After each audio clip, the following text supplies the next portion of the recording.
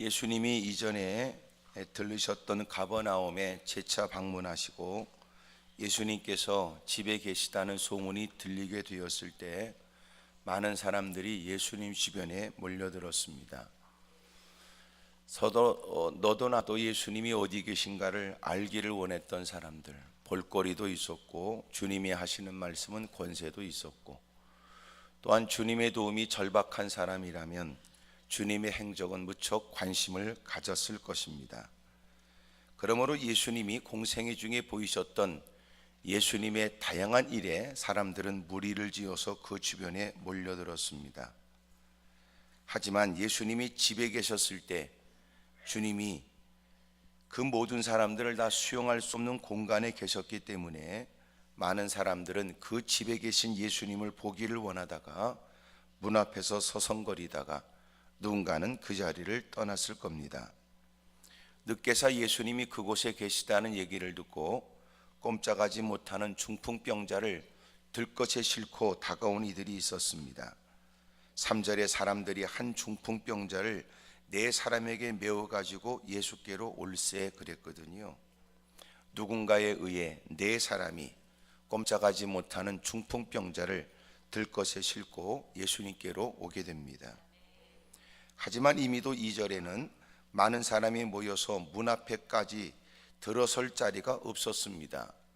한 사람도 해집고 들어갈 공간이 없다고 사람들은 문 앞에서부터 들어갈 자리 없다고 거절했습니다. 한 사람도 그러하다면 꼼짝없는 중풍병자를 4사람이 들것에 싣고 예수님께 가는 것은 당연히 벅찬 일이었겠지요.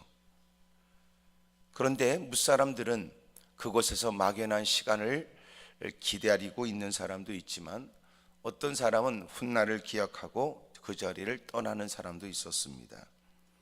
하지만 이들은 그렇게 예수님을 찾겠다는 마음이 남다른 듯합니다. 모든 사람이 예배 자리에 다가올 수 있지만 기필코 은혜 받겠다는 마음으로 힘쓰는 사람이 있는가 하면 예배를 안 드리는 것보다 드리는 게 좋다고 생각하는 사람도 있겠지요. 기도하는 것은 나쁘다고 생각하지 않으니까 기도회에는 동참할 수 있지만 그 기도에 내 모든 장래가, 힘들고 어려운 내 모든 짐이, 그리고 걱정하고 염려하는 내 가족들이 그것에 달려있다고 생각하는 것은 모든 사람의 동일된 마음은 아닙니다. 몇 마디 중얼거리다가 자리를 박차고 일어나는 것으로 충분한 기도 생활을 했다고 누군가는 생각할 수도 있고요. 누군가는 더 그 열심 있는 기도의 생활을 하고도 피곤하고 고단한 중에도 철의 밤을 들이겠다는 사람도 있잖아요.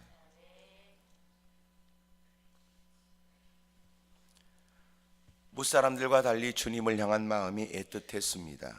어찌 보면 중풍병자도 이 일에 동의를 했고, 그렇게 들것에 실려 움직이는 과정에 무사람이 이목을 끄는 것이 견딜 수 없는 부끄러움처럼 느껴졌는지도 모르겠지요.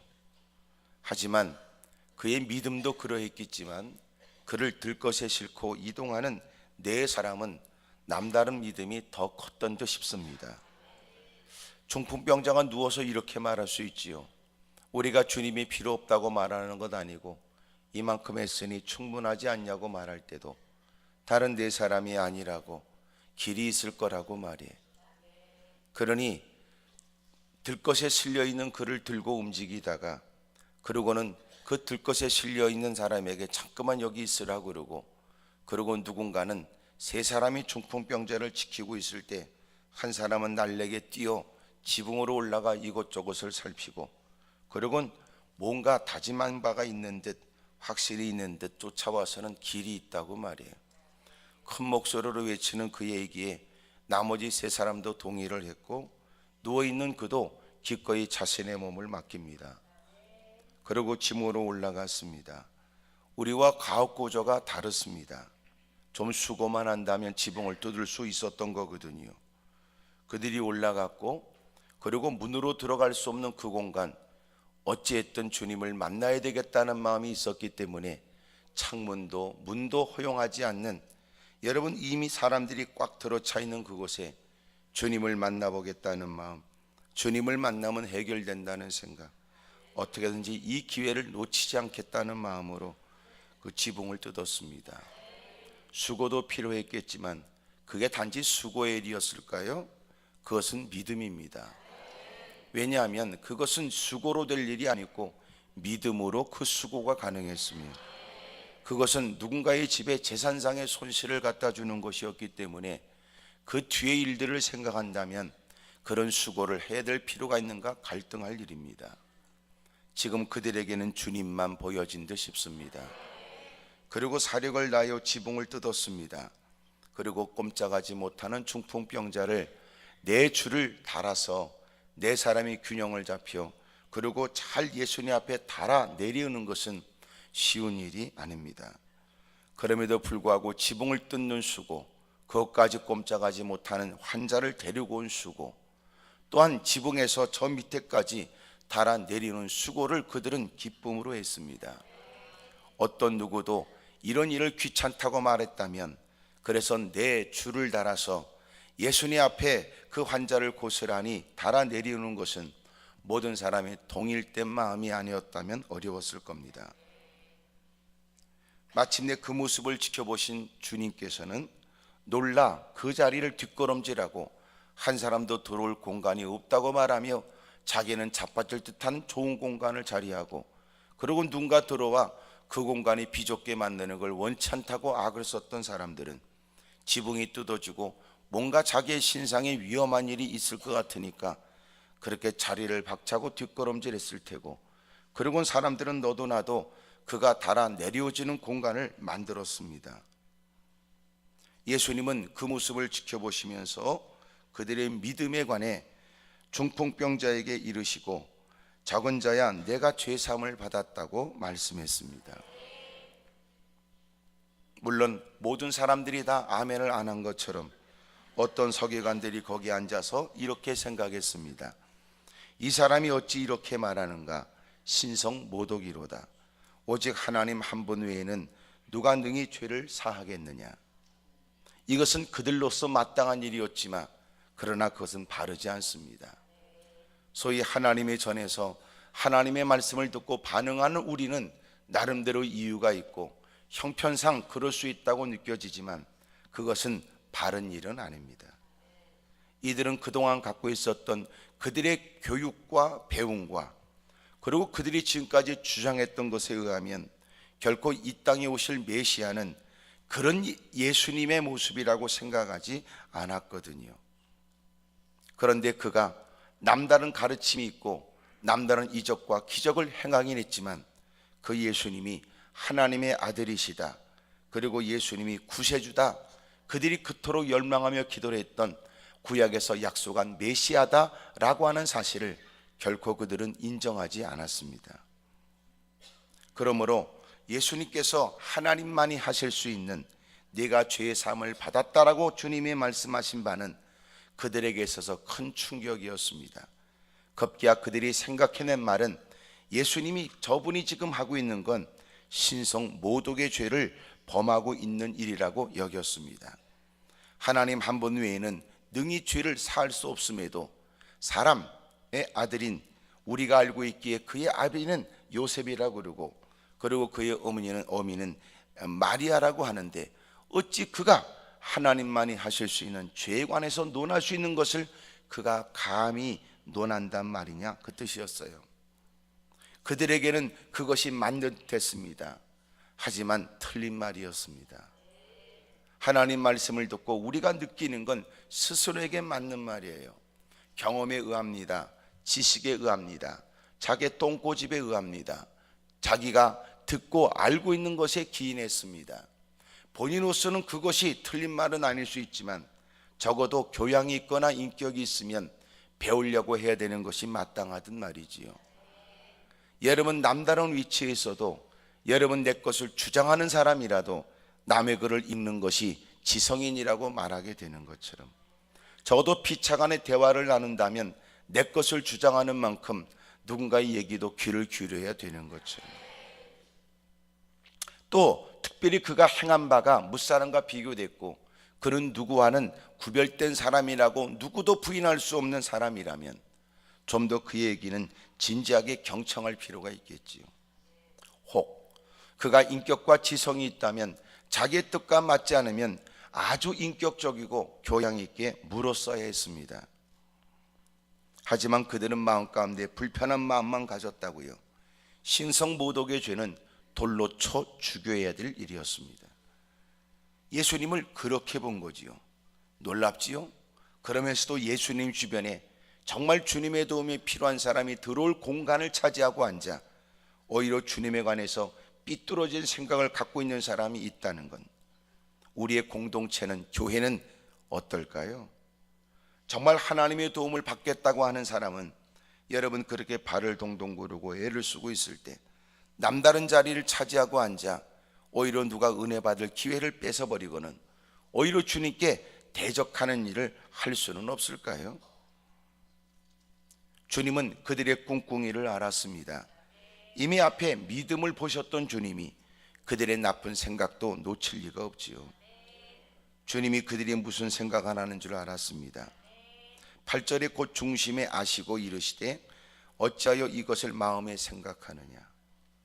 여러분, 이런 말씀은 오늘도 우리의 마음이 주님께 다 보여진다는 생각 들지 않습니까? 기도가 응답되길 원하는 만큼 기도 이전에 자신의 마음을 정화해야 될 이유가 있습니다. 왜냐하면 하나님은 우리가 내뱉는 말만 들으시는 게 아니라 그 들어온 쏘가지도 보시기 때문에 그렇습니다. 아멘 안 하는 분들은 그런 일을 인정하고 싶지 않겠지요. 때로는 아멘을 크게 했다면 감추고 싶은 마음이 있는지도 모릅니다. 어쨌든 하나님께 엎드려 기도하면서 내 힘들고 어려운 문제를 해결해 주시길 원하지만 사실은 여러분, 주님이 우리의 마음을 중심을 살펴 응답해 준대요. 사람은 사람의 외모를 보고 그를 판단합니다. 몇 마디 그가 나름대로의 이런저런 이유와 목적을 갖고 포장된 말을 하는 것이 다라고 생각할 수 있습니다. 하지만 하나님이 정작 그의 기도에 응답하시는 이유는 그의 마음을 살피고 응답해 주는 거예요. 그러므로 기도하기 이전에 우리는 기도가 필요합니다. 자기 성찰입니다. 그리고 자기 성결입니다. 자기를 살피고 자기의 들은 것들을 다 긁어내는 거예요. 확신하건대 그런 기도가 우선이 된다면 그의 기도의 제목이 달라질 것이 분명합니다. 왜냐하면 하나님 앞에 바르지 못한 분노로 내뱉는 기도가 결코 이루어지지 않을 것이고, 또한 하나님이 그런 일을 기뻐하지 않을 터이니 이미도 하나님께 단판을 짓겠다는 모습으로 다가온 흥분된 어조로 내뱉는 그의 기도는 먼저 자기를 살핀 즉 여러분 무엇이 옳고 그른지, 무엇이 합당한 기도의 제목이 될 수 있는지를 선별하게 될 테니까 말입니다. 적지 않은 기도는 쓰레기통에 던져질 기도가 많습니다. 어찌 하나님의 은혜를 구하면서 바르지 못한 동기의 기도가 이루어지길 원합니까? 여러분, 하나님이 나만 사랑하지 않습니다. 하나님이 그들도 사랑합니다. 그렇기 때문에 내 기도만 듣는 게 아니라 그들이 억울함으로 호소하는 기도를 들으시고 오늘도 자기를 감춘 채 여러분 하나님을 속여보려고 하는 사람들의 기도에 하나님이 응답할 리가 없습니다. 성산에 올라와 눈물을 쏟지만 올라올 처지가 되지 않아 구석진 곳에서 눈물을 쏟고 기도하는 이들의 기도도 응답해 줍니다.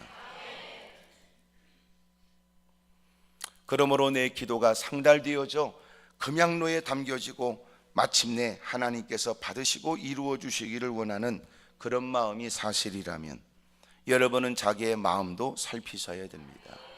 바르지 못한 동기, 분노, 원망, 삐뚤어진 감정에 대한 겁니다. 그리고 때로는 무조건 책임을 전가하는 못된 버릇입니다. 문제는 원인은 자기에게 있음에도 우리는 뭇사람들에게 책임을 전가하곤 합니다. 문제가 달라지는 건 아니지만 그렇게 해서 결과에 관해 책임을 회피하고 싶어 하겠지요. 하나님이 기뻐할 리가 없습니다. 멋들어진 기도로 하나님을 설득해 보려고 하는 건 바르지 않습니다. 하나님이 기뻐하는 바른 기도는 진솔한 기도거든요. 여러분, 그가 상하고 그리고 통회하는 중심으로 하나님께 자신의 죄를 구하면 주님은 그의 죄도 용서해 줍니다. 힘들고 어려운 일에 누군가는 그만한 일을 넉넉히 감당할 수 있는 것처럼 거들먹거렸던 사람이 사실은 자기가 생각했던 것보다도 문제 앞에 자신의 믿음은 작았다고 고백하는 걸 주님이 더 기뻐하세요. 하나님은 문제를 통하여 우리의 실상을 알게 합니다. 예배 자리에 있을 때는 누구보다 믿음 좋은 사람으로 보여지길 원하겠지요.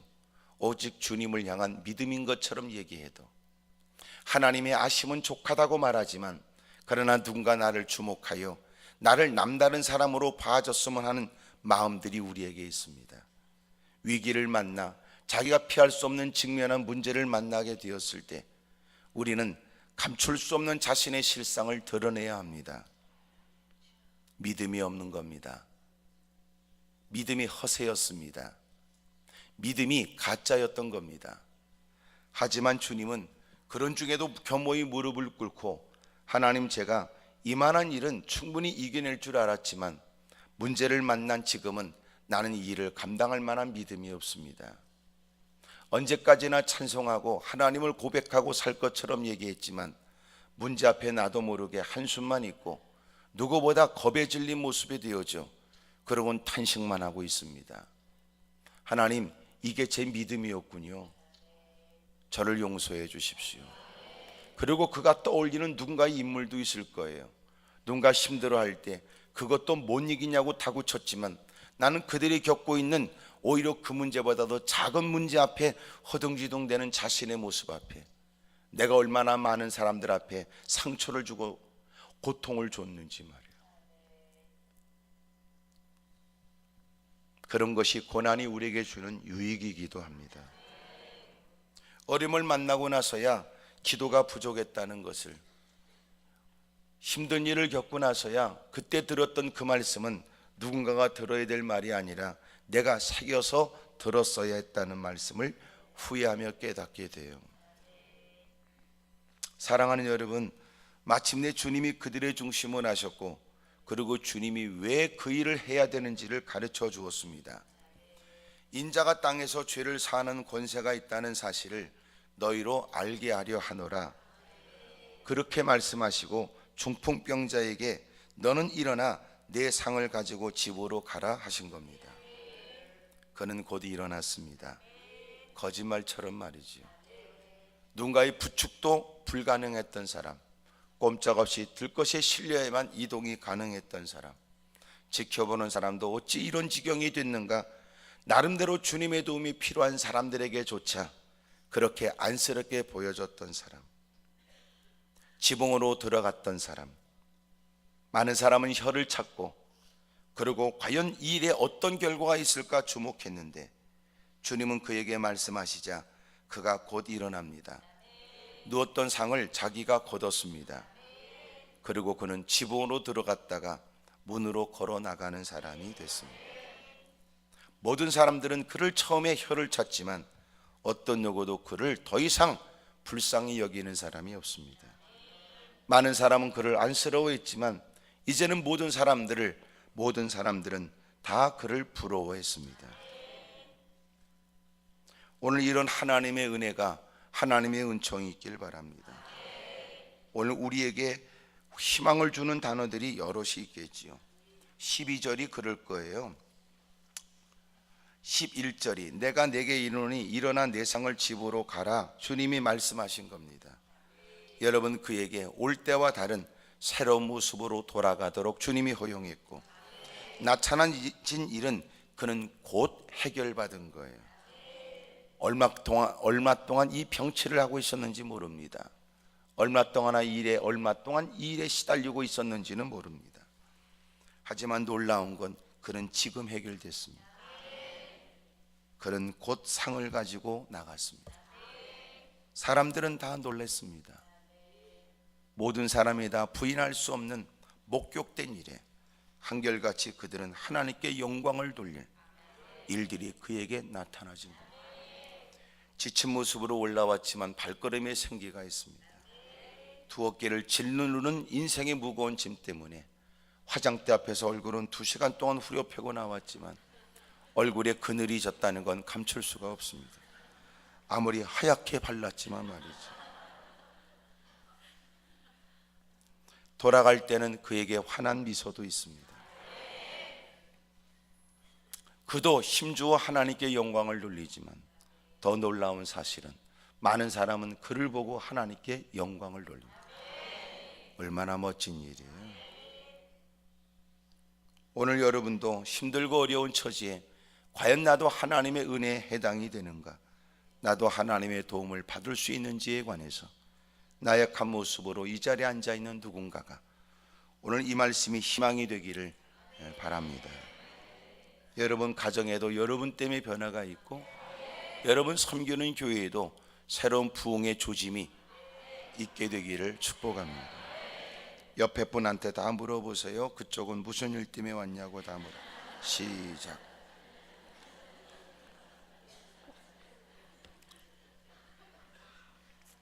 무슨 사연인지 모르지만 올라올 일이겠지요. 그래서 이 자리에 있는 여러분, 오늘도 이유 있는 말씀이 다 복이 되기를 바랍니다. 오늘 특별히 오늘 성경에 주님께서 마침내 한 꼼짝하지 못하는 고통당하는 사람을 해결하여 그가 무사람의 주목을 받으며 기쁨으로 돌아가게 하신 것처럼, 이런 위대한 역사가 있기 위해서 첫째 해야 될 일은 우리가 믿음을 보이는 겁니다. 여러분, 우리가 믿음을 보이는 거예요. 여러분, 믿음은 감추어진 듯 하지만 믿음은 보여집니다. 기쁨이라고 하는 것은 여러분 막연한 단어처럼 느껴지지만 기쁨은 보여진다고요. 그가 진짜 기쁘다면 얼굴이 달라지지요. 좋다면 표정도 언어도 행동거지가 달라집니다. 기쁘다는데 어떻게 이 얼굴이 그렇게 지옥에서 나온 특공대처럼 되겠습니까? 어떻게 그가 좋다고 말하지만 얼굴은 좋지 않다면 좋은 거 아닙니다. 인사치레겠죠. 괜찮다고 말하지만 그의 얼굴에 평안함이 없다면 괜찮은 게 괜찮은 말이 아닐 거예요. 단 너 왜 괜찮다고 하면서 얼굴이 그러냐 그럴 때 누군가에게 속얘기는 하겠지요.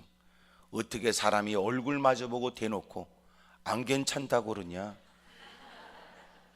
마리아 내가 괜찮다고 했지만 정말 마음속으로는 재수가 없었다. 그럴 수 있잖아요. 여러분, 믿음도 사실은 믿는다는 건 추상적 단어처럼 보여지지만 반드시 믿음은 구체적으로 표현이 되는 거예요. 믿기 때문에 그리 행할 수밖에 없었다는 겁니다. 믿기 때문에 그 위험을 불사한답니다.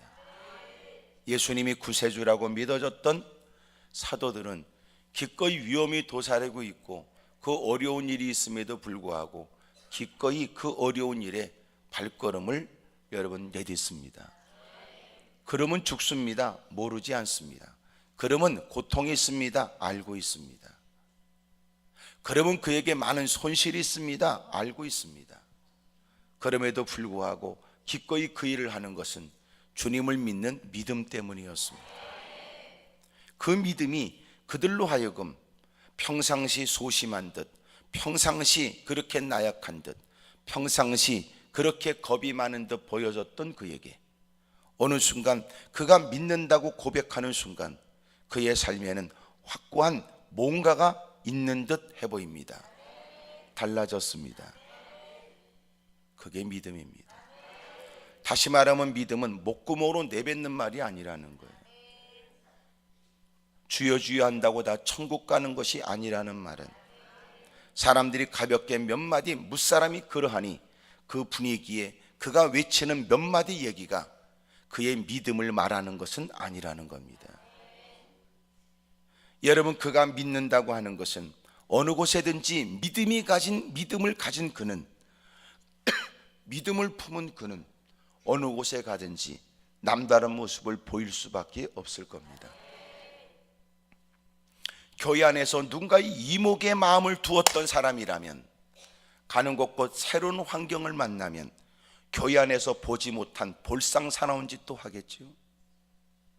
하지만 그가 믿음을 품은 사람이라면, 믿음을 소유한 사람이라면 그런 장소가 바뀌거나 대상이 달라져도 그 품고 있는 그의 믿음이 풍겨나게 될 겁니다.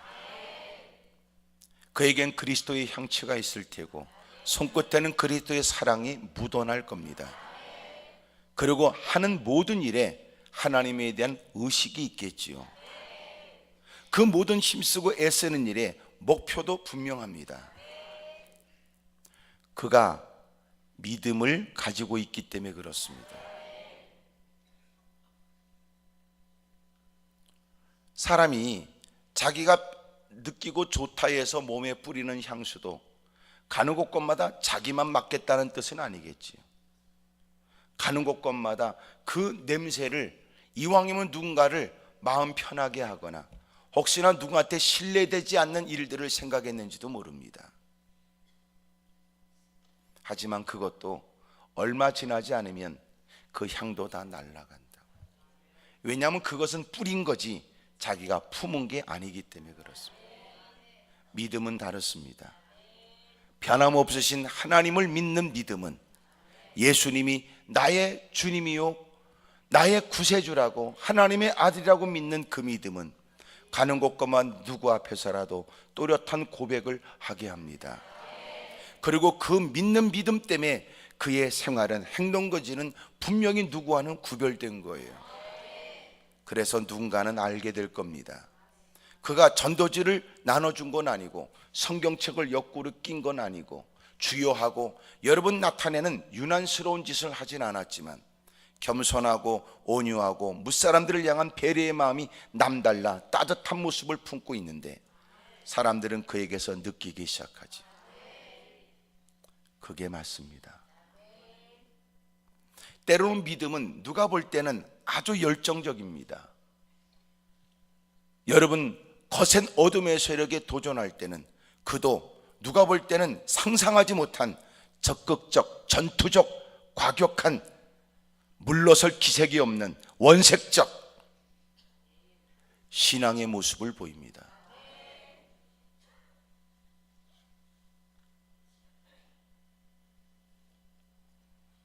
하지만 누구도 그가 격한 행동을 할 때 누구도 그를 비난하지 않습니다. 왜냐하면 그럴 만한 이유가 있을 거라고 사람은 생각하지요. 평상시 그가 보인 겸손이 그렇고 평상시 그가 나타냈던 생활의 모습을 익히 알고 있기 때문에 그렇습니다. 만약 그가 그렇게 단호한 어떤 모습을 보이고 있다면 사람들은 그가 그럴 만한 이유가 있을 거라고 이해가 될 거예요. 하지만 모든 사람이 다 그런 건 아닐 겁니다. 예수님께서 왜 그토록 모든 사람에게 따뜻하고 다가온 이들을 외면하지 않았고 누구도 가까이 다가오는 걸 허용하지 않는 나병 환자, 한센씨 환자조차도 주님이 친히 손을 대시면서 나도 내가 낫기를 원한다고까지 말씀하셔 그를 치료하신 주님인데 왜 주님은 성전을 청결케 하시는 일에 그 어느 때 보지 못했던 격한 감성을 드러내시고 노끈으로 채찍을 만들어 짐승을 쫓아내고 그리고 하나님의 전이 만민이 기도하는 집이 되어야 된다고 말씀하셨을까요?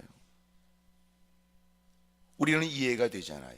공생애 중에 2번씩이나 사역 초기와 말미에 행하셨던 일들은 주님이 그토록 그렇게 따뜻하게 그리고 많은 사람이 다가오는 걸 여러분 그렇게 허용하지 않으려고 애쓰는 제자들을 뿌리치고 어린아이도 다가오게 했고 기꺼이 그들을 자비롭게 대하셨지만 왜 주님이 그리 행하셨는지 우리는 그분의 뜻을 살피려고 하지 왜 주님이 이렇게 분노하셨는지에 관해서 우리는 함부로 말하지 않습니다. 믿음을 품고 있는 사람이라면 반드시 그는 남다른 모습을 보이게 될 겁니다. 믿음은 보여지는 겁니다. 만약 그의 믿음이 보여지지 않는다면 100% 저는 확신합니다. 그의 믿음은 가짜라. 어찌 당신이 그 주님을 믿으면서도 어찌 주변의 사람이 당신이 교회 다니는 걸 모를 수 있단 말입니까? 어찌 당신이 교회에서 남다른 직분을 갖고 있는데 삶 현장에 당신이 예수님을 믿는다는 사실을 모를 수 있단 말입니까?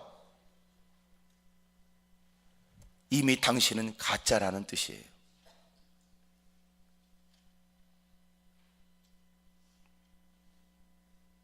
믿음은 보여지거든요. 어찌 그 공간도 하나님이 계시는 공간이라고 믿고 있는데 어찌 죄와 주저함이 없이 짝할 수 있습니까? 이제는 양심도 화인 맞은 사람들, 믿음이 파선에 이른 사람들, 이제는 오히려 하나님께 대놓고 맞서보겠다는 사람들, 하나님이 어쩌겠다는 겁니까? 라고 도전하는 사람들. 그럼에도 불구하고 그 인간이 교회를 다니는 건 이미도 교회에 적지 않은 시간을 보냈으니 그런 인간이 목표로 한 게 뭘까요? 장로일까요? 권사일까요? 안수집사일까요? 교회가 부흥이 멈추게 되고 교회가 전도가 되지 않고 무사람들이 인식되는 기독교가 썩 좋지 않은 이유는 이미도 교회를 다니는 우리에게 책임이 있습니다. 그들이 쓰지 않는 믿음에 관해서, 은혜에 관해서 주저없이 내뱉고 그런 얘기는 기도 속에 수없이 많은 반복되는 단어로 쓰고 있지만 네가 믿음이 없잖아요. 믿음이 있다면 그럴 리가 없습니다. 적어도 우리는 믿음이 완숙되도록, 믿음이 더 성장하도록 애써야 되는 건 사실이지만 당신이 믿음이 있다면 어제와 다른 변화가 지난 날과는 확연히 구분된 모습과 오늘도 아직도 우리가 극복해야 될 부분이 있는 건 사실이지만 당신은 그것 때문에 부끄러워하거나 죄송해하거나 뭔가 그런 일을 조치를 위해 분주하거나 그런 일을 반복할 수 없다고 애를 쓰거나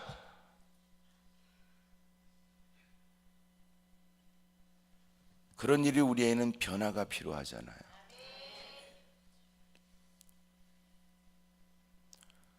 도대체 당신이 말하는 믿음이 뭐길래, 당신이 믿는다고 외치는 것은 무엇을 믿길래 당신이 이뻐처럼 믿습니다 소리를 끊임없이 반복하여 내뱉는 실체도 없고 마음도 없고 생각도 당기지 않고 습관처럼 내뱉는 믿습니다라는 말은 과연 무엇입니까?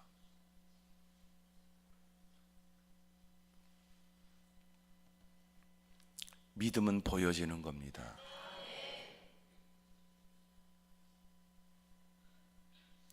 그래서 어느 날 우리가 정말 주님을 믿는 믿음을 품게 되면서 사람들은 서서히 그를 새롭게 보기 시작하지요. 그가 유난스럽다는 뜻이 아닙니다. 가는 곳곳마다 이상한 짓을 한다는 말이 아니라고요. 오히려 그가 주님을 믿기 때문에 그는 무사람들이 괜찮다고 하는 것조차도 그는 그 주님에 대한 의식이 늘 그에게 부담을 줍니다. 어느 날 이럴 수도 있어요. 그것이 모든 사람이 다 관행처럼 행하는 일이라도 그런 일에 그는 여전히 믿음을 가지면서 괴로워하다가 어느 순간은 그는 더 이상 할 수 없다고 말할 수 있겠지.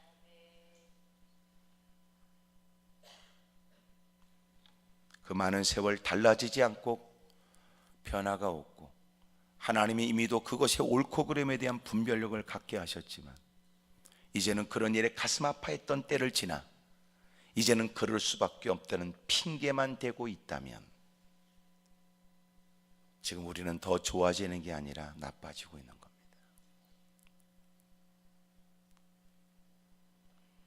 주님은 그들의 수고를 본 게 아닙니다. 그들의 믿음을 보셨으니 믿음은 보여지는 겁니다. 남다른 열심은 열심이지 믿음이라고 말하면 안 됩니다. 남다른 헌신은 헌신, 열심히 한다 이렇게 말하지만 그것이 믿음의 일이라고 함부로 말할 수 없는 것.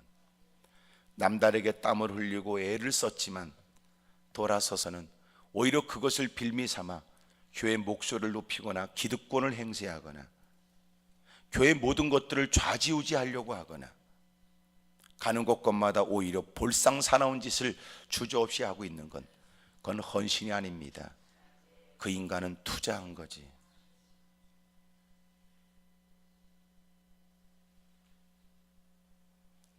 이들이 지금 얼마큼 수고했냐를 주님이 본 게 아니에요. 그들은 그들의 믿음 때문에 그리했던 겁니다.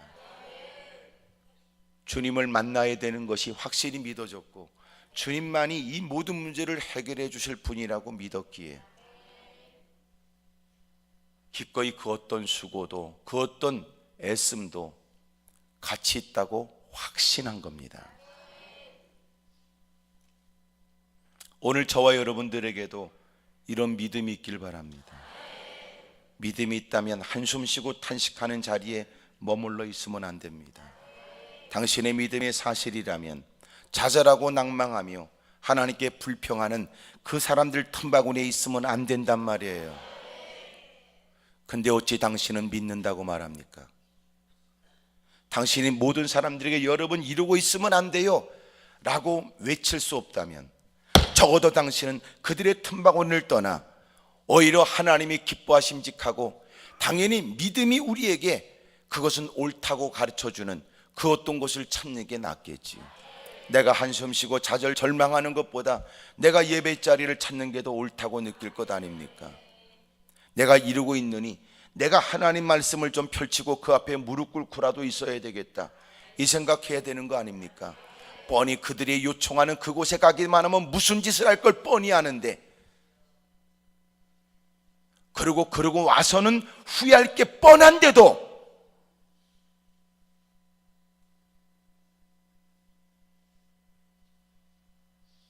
똑같은 짓을 반복하는 당신이 믿음 있는 사람입니까? 그들의 요청은 거절할 수 없다는 당신은 하나님의 명백하게 성령님이 탄식하며 내게 들려진 음성은 왜 들려지지 않습니까?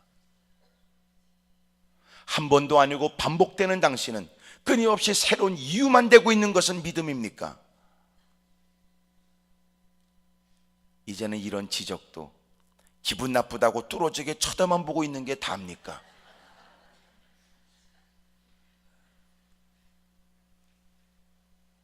진정한 믿음은 보여진다. 그래서 그들은 주님이 믿어졌기에 무사람들이 그 자리를 떠났지만 그들은 떠날 수도 없었고 방법을 찾다가 그들은 지붕을 뜯은 겁니다. 믿음은 보여집니다. 두 번째로 주님은 믿음을 보십니다. 그의 병세를 본 게 아닙니다.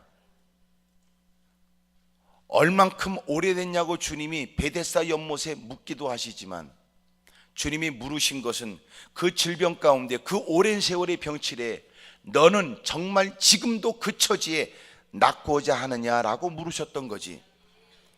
그가 얼만큼 병에 시달린 세월이 주님의 능력에 한계를 주기 때문은 아니었습니다.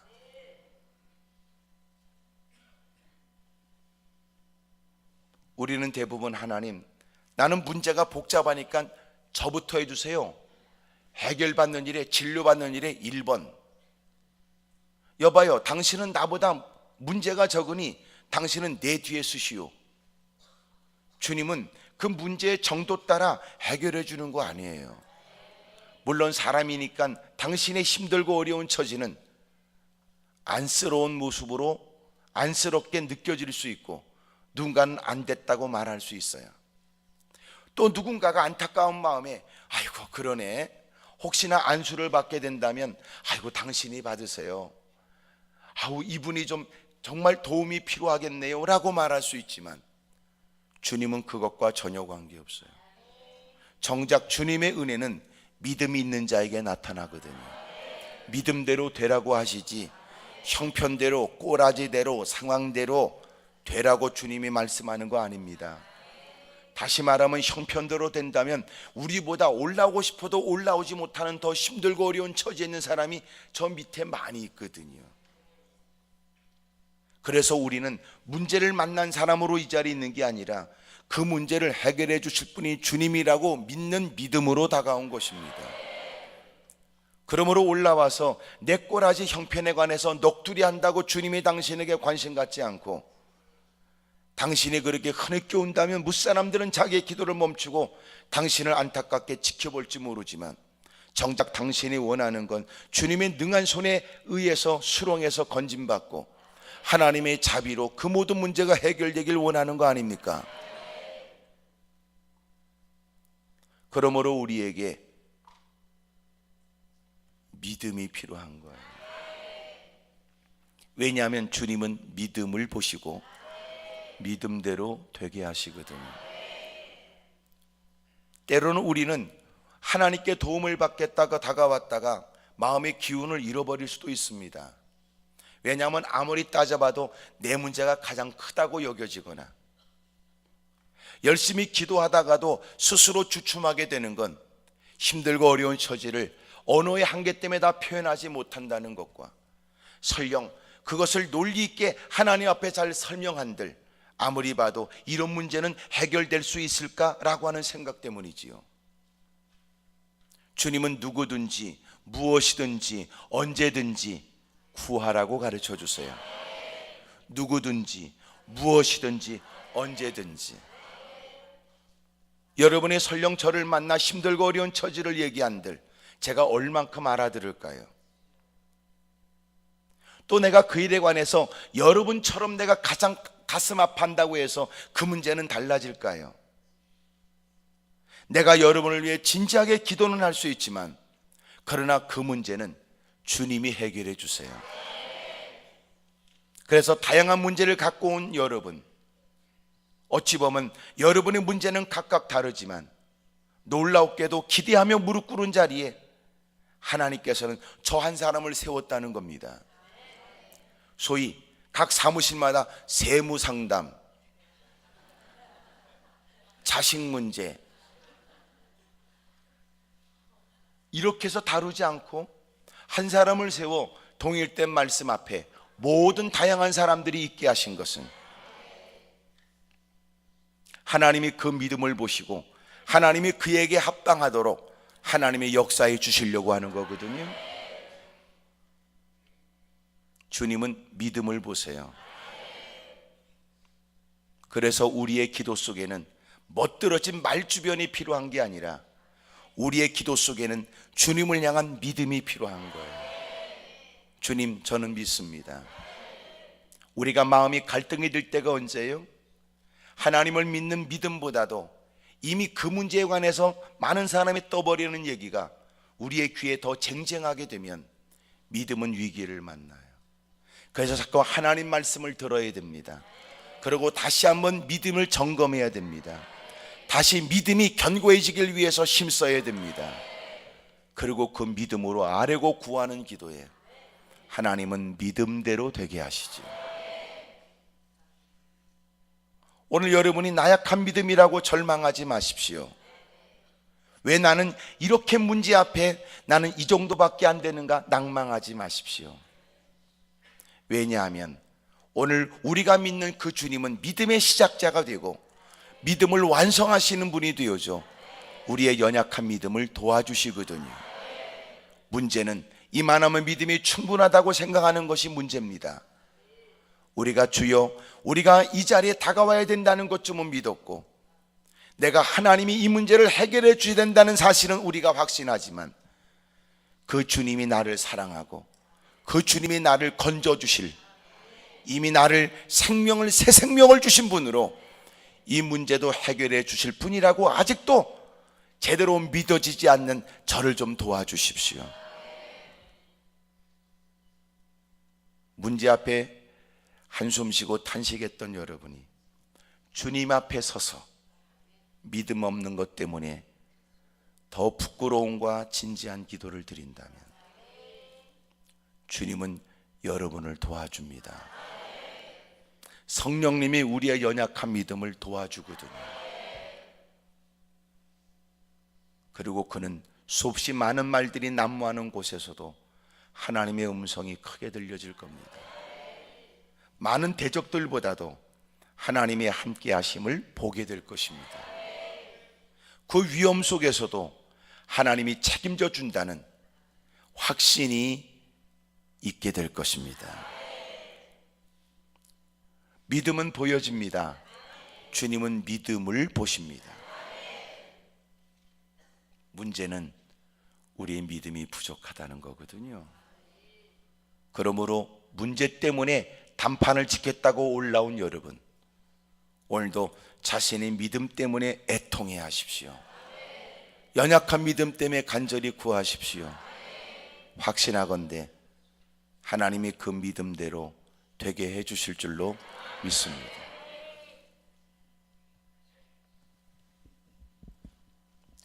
마침내 세 번째로는 믿음이 보여지게 하십니다. 다시 말하면 믿음은 보여집니다. 주님은 믿음을 보십니다. 그리고 믿음이 보여집니다. 다시 말하면 그 믿음이 얼마나 가치 있는가를 주님이 증명해 주신다는 뜻입니다. 누군가는 그를 하찮게 봤습니다. 저렇게 믿음으로 산대나 비아냥거렸습니다.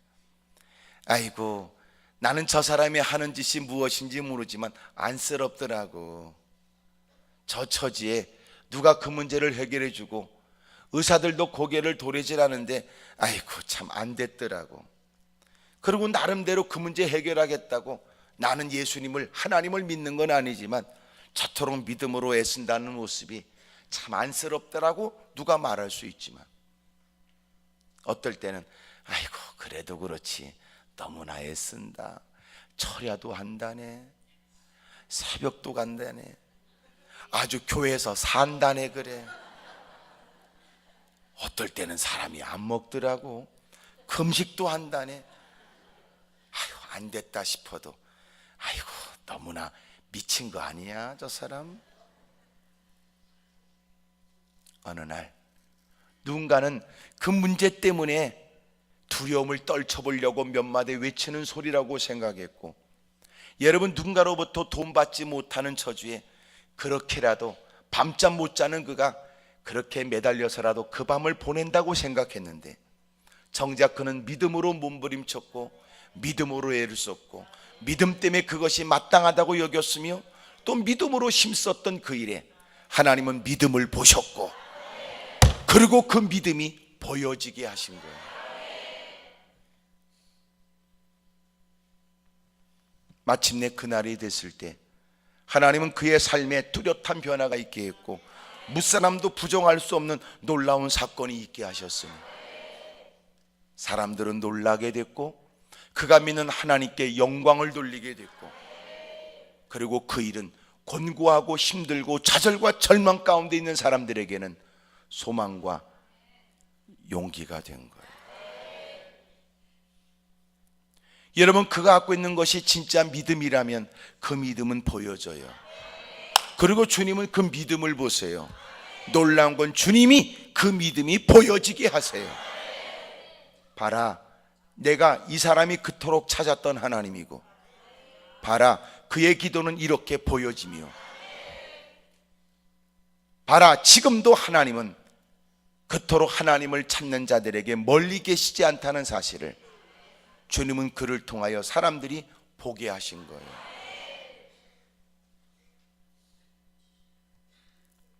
오늘 기도원에 올라와 무릎 꿇는 여러분, 당신의 믿음이 사실이라면 믿음은 보여져야 합니다.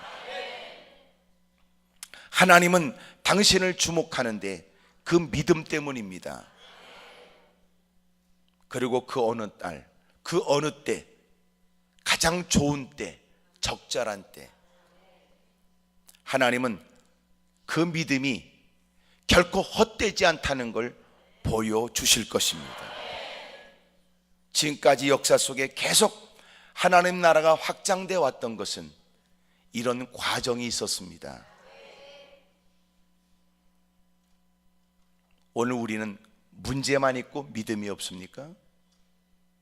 시련만 있고 믿음은 없습니까?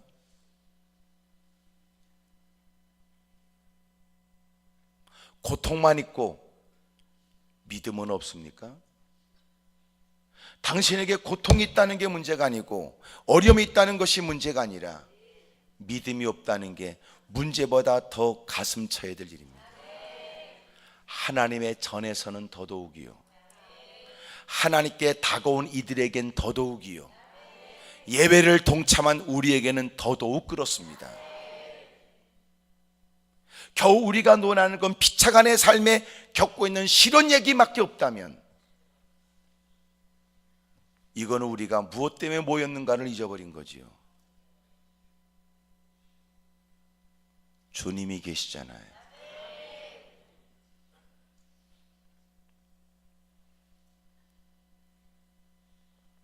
그전에는 교회 안에서도 사람들은 결코 하나님이 기뻐하지 않을 듯 싶은 얘기를 못했습니다.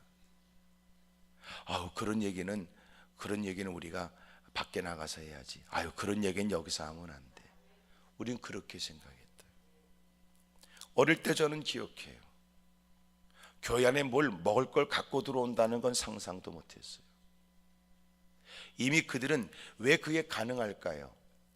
예배 안에, 예배 자리에 들어오기 전에 이미 그들은 예배를 존중히 여겨서 예배를 위해 자신을 고려와서 준비했던 겁니다.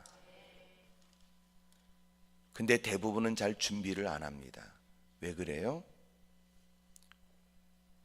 예배 가운데 얼마든지 필요에 의해서는 움직일 수 있다고 생각을 해요. 난 충분히 여러분의 개인적 처지를 이해하려고 했습니다. 어쩔 수 없는 경우도 있겠지요. 그럴 경우에는 누군가에게 예배를 방해하지 않기 위해 뒷자리에 앉는 겁니다. 나도 예배 시간에 은혜를 받아야 되지만 나 때문에 누군가가 예배를 방해받으면 안 된다고 생각했습니다. 기침 소리도, 또 예배 시간에 성경을 들썩거리는 이 소리도 조심스럽습니다.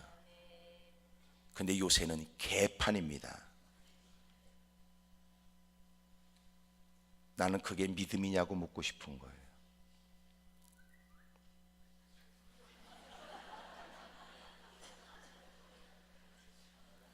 늘 반항하는 사람은 있게 마련입니다. 전화 건 게 반항하는 건지 켜놓은 사람이 반항하는 건지 모르지만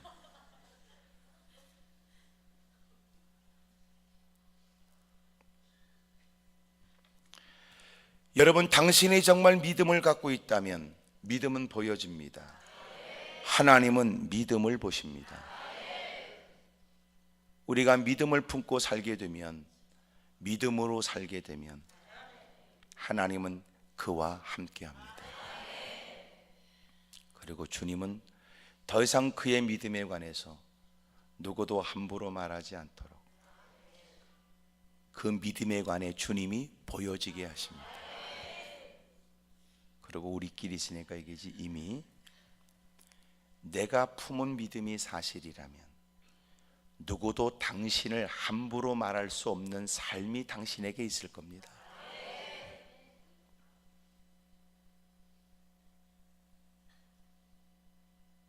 그리고 그런 당신의 믿음 생활을 함부로 말하지 않을 겁니다.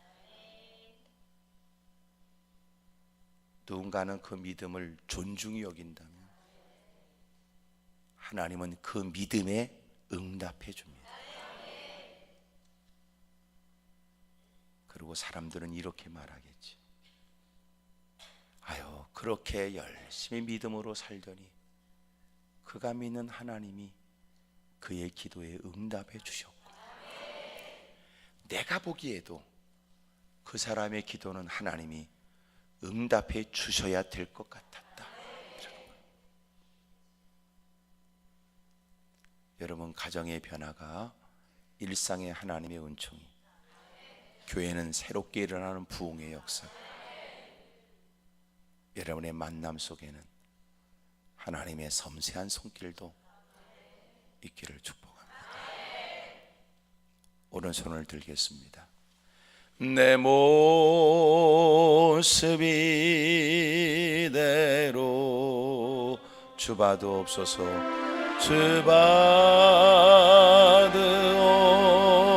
주봐도옵소서. 날 위해 돌아가신 주, 날 위해 돌아가신 주, 날 받으옵소서. 내 모습 이대로 내 모습 이대로 주 받으옵소서. 날 위해 돌아가신 주 날 받으옵소서. 내 모습 이대로 내 모습 이대로 주 받으옵소서. 주 받으옵소서.